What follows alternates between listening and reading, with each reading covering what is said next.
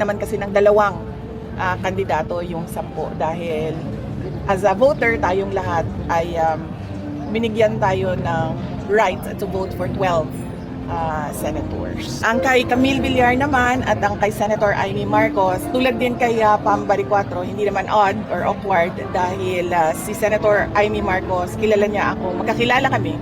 Actually, first time kami nag-meet at nagkakilala dito sa Cebu. Ni Senator Amy Marcos noong taong 2012 kami nakita dito unang-una sa Cebu. At si Camille naman ay matagal ko na rin siyang kilala. Matagal na kami merong exchange ng mga ideas on motherhood.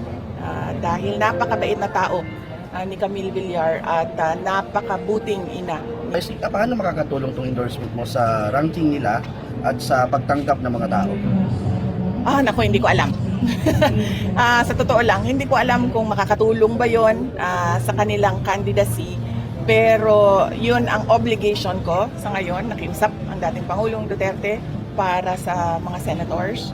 At sinabi ko nga kaibigan ko, si Senator Amy Marcos at si Senator Camille Villar. Kulang din naman kasi ng dalawang kandidato yung 10.